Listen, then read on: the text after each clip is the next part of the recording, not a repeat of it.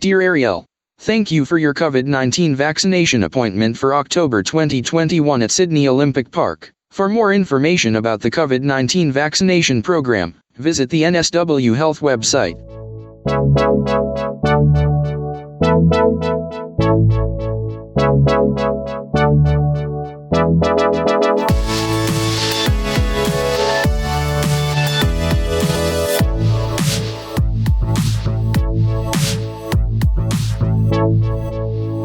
Hello, my name is Erielle, and you're listening to Never Have I Ever, a podcast about experiences I never had. Welcome to Season 2 of this podcast series, and it's going to be different to Season 1. This season is going to be one giant multi-part case study filled with so much research and ever-changing facts as I produce each episode. So I hope you enjoy the time and effort put in as each episode comes out. This week, I'm here to tell you that never have I ever got the COVID vaccine.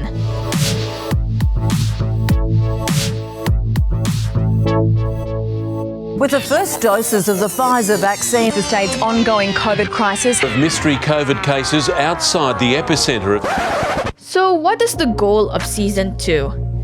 The original idea is to document my journey to get vaccinated. The plan? Get shot, talk to my friends who had it, and record and compare my experiences to theirs. However, I'm an after student, and I have 4 years of journalism experience underneath my belt. So I knew that this wasn't going to be that easy. Because me being vaccinated is one thing, but I have an international audience from America and Europe.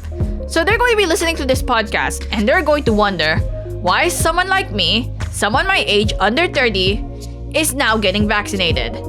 So what started as me documenting my experiences ended up being a full-blown investigation about how the Australian vaccine rollout got delayed. Or in my biased terms, how the did the government mess this up? Like seriously!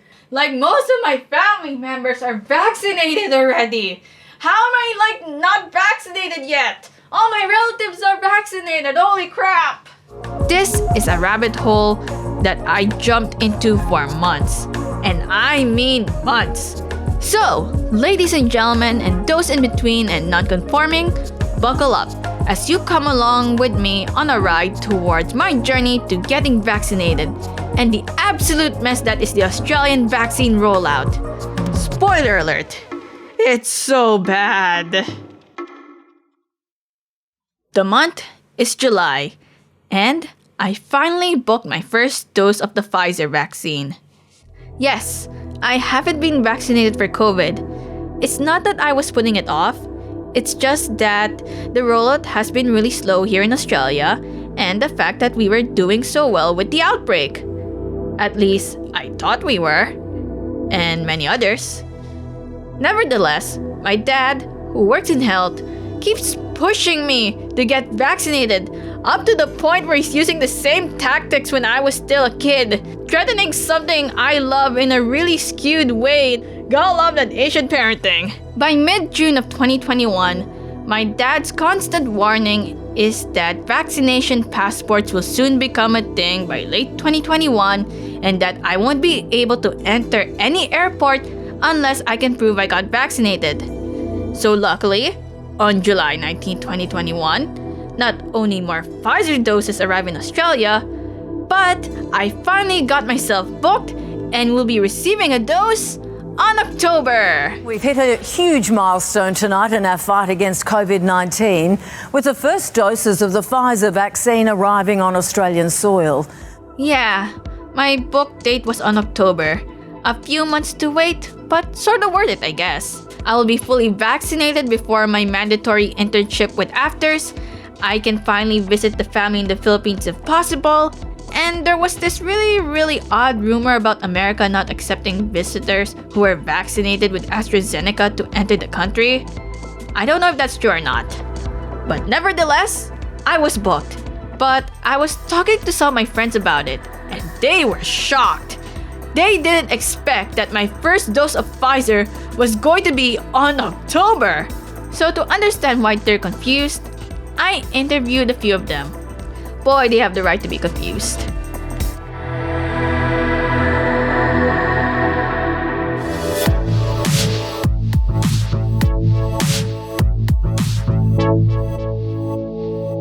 Thank you so much for joining. I love how you said you were just lazy because you have like a Lazy Town shirt just behind you. Yeah. On brand. I apologize if I look disgusting right now. It's because it's like nearly 9 a.m.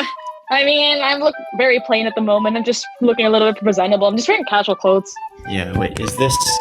Because I've got a lapel mic with no clip. Oh, jeez. So, yeah, because the clip broke. So I've gathered my friends from across the globe to talk about their vaccination experiences. You might recognize some of them. Returning is Athena from Season 1 of Never Have I Ever. Chris Crow is joining us, also known as the biggest Lazy Town fan according to the Reykjavik Grapevine, an Icelandic publication, and Andrew, who is one of the researchers and voiceover guy for my other podcast, Casual Nerds.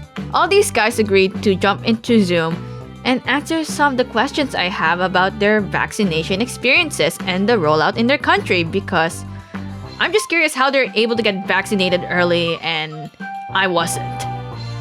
To start off, can you just introduce who you are, how old are you, where you're from, and what do you do for a living? Yeah, my name is Chris. I am from Colorado, United States. I'm 30 years old. For a living, I work in IT. Hi, my name is Athena and I'm from New Jersey in the United States. I'm currently a journalist and an MTV News intern working right now, and I'm 22 years old. Hello, I'm Andrew. I'm 18. I don't have a job currently. I finished all my A-levels, which are series of examinations in the UK. And hopefully, if I get decent grades, I'll do medicine at uni. Wait, you're 18 and you got the COVID vaccination and you're just a student? Yeah. Lucky! What COVID vaccine did you get? Pfizer. So what COVID vaccine did you get? I got Pfizer. I got it around the springtime. And I basically just went to the local medical center to get my vaccine done. Oh, I got Moderna. Were you jabbed both times or just once? Yeah, both times, yeah. So you just walked in, say hi, I want to get a COVID jab, and called it a day? No, I had an appointment already pre-scheduled. Ah. And what made you decide to get vaccinated? Well, I mean, I think it's the risk versus the reward. I think there's no risk in getting vaccinated, and the risk of getting COVID is higher than the impact of getting a shot. Number one, I don't want to catch COVID, or at least if I ever do catch COVID, the symptoms would not be as severe. I know people say oh, if you're young, it's not going to be as serious, but there's been cases of people around our age who have died pretty young. And it's also partly due to them having autoimmune diseases already. So they've had health problems before. But even though I am mostly healthy, I would still get the vaccine. And just in case, it's always a just in case. Well, I know that the vaccines, there's a lot of vaccine skeptics out there, but I know that overall, I'm going to be fine having a vaccine. I want to go out during my holidays. I want to have some fun. So, I'll get the vaccine, be as safe as I can. And, I'll have to get it anyway because I want to do medicine. How long did you have to wait to get vaccinated since the beginning of the rollout in your country? So the rollout started in the US at least around, I think the earliest was late December, but I know there were some elderly, they were the first people and also frontliners to get vaccinated first. And for my age group, we had to wait till around late March or early April. I might be wrong on the dates because it's been a while already, but I got mine in the spring. But my parents got theirs before mine already. I would say I even took my time almost. I was a little late even getting my vaccine. It had been available to the general public for 4 to 6 weeks, I think, before I went and got it. And that was not really a hesitation necessarily. It was just I'm lazy and have bad upkeep of my life. So it took me a few weeks to sort of get that going. My vaccine isn't part of the government's over 18s can get to because they only said that about 3 weeks ago. I got mine before that through my GP. From the start of the overall vaccine rollout, I think December last year, I got it around June this year. So 6 months-ish. Wait, so you were able to get it when it was just open to general public? There's no barriers anymore? That's correct. 6 months, and it wasn't part of the government vaccine rollout program. No, it wasn't part of the full thing. It was just my GP just texted me saying that they would like me to come and get a vaccine, and I just went. So were there any side effects when you got jabbed? Like, did you get sick? The first vaccination I got, I felt no side effects. I felt great that day and even the day after, actually. And then the second time I got a shot, I did feel some fatigue for the next couple of days, and more so during the afternoon, sort of when you, 2, 3, 4 p.m., when you sort of body goes into a circadian slump. I sort of really hit that slump hard and was just like super down for a few hours, and then came back up as the evening went on. I mean, hard to say if it was related to the vaccine. There's not good science for me to say, yes, I got the vaccine and therefore this happened to me. But it's possible. Well, no side effects apart from the usual side effects you'd get from having a vaccine. Just a sore arm for about 2 days, which was a pain for playing cricket. But apart from that, no other symptoms or side effects after getting the vaccine. Okay, so when I got my first dose, like obviously after getting the jab, like I got on my left arm because I'm right-handed. So I put it on my non-dominant arm. It felt like a little bit painful, but that's about it. Like, and it lasted for a few days, and it's the same after I got my second dose. But the only thing I'd probably be wondering too is like if there was any other side effects even months later.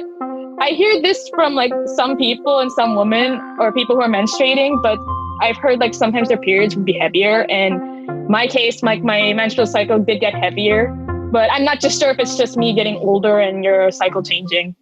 So why should one get vaccinated? Like, number one is the protection from the virus itself. I mean, number two, like most of us have been vaccinated when we're young anyway. And most places, I believe, even if you immigrate to certain countries, you have to get certain vaccines. Well, if you want to be selfish, just to protect yourself from COVID, COVID's worse than the vaccine. Again, that's baseline what my reason was for getting it. Fundamentally, if you want to be selfish, just get it because COVID's worse than a vaccine. Vaccines overall have been good after, I think it was Mr. Jenner who made the first vaccine for smallpox. And smallpox was a very endemic disease that spread throughout the world. And I think it was in the 1980s that it was finally, practically fully eradicated. It was good for the world, and it will help us get out this pandemic even quicker. So, I'm going to get vaccinated in October, hopefully. What can I expect when I go to the vaccination hub? What can you expect? Hopefully a short wait time. Get in, get a shot, get out. They'll ask you to sit down for 15 minutes to just make sure you're not going to convulse and die. I don't know what it's like in Australia, but for me it was not a difficult process at all.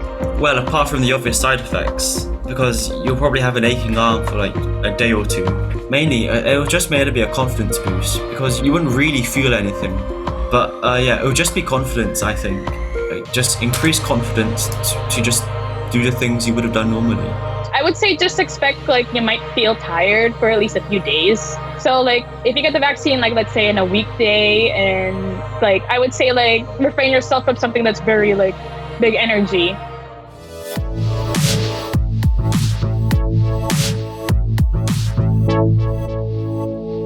So it seems like their vaccine rollout went smoothly, to the point where they all got their second doses.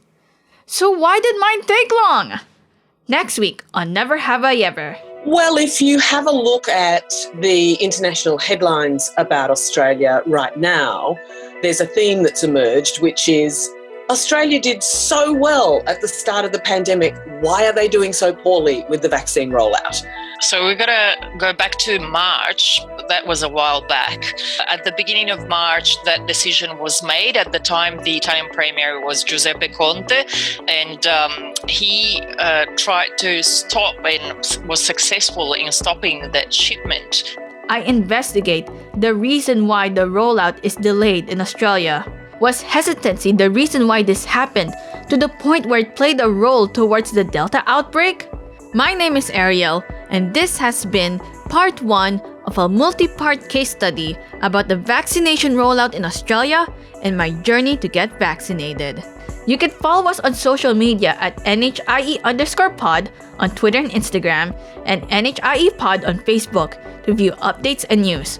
Also, while waiting, feel free to listen to an earlier episode of Never Have I Ever or my other podcast, Casual Nerds with Matt, over on YouTube, Spotify, and other podcasting platforms.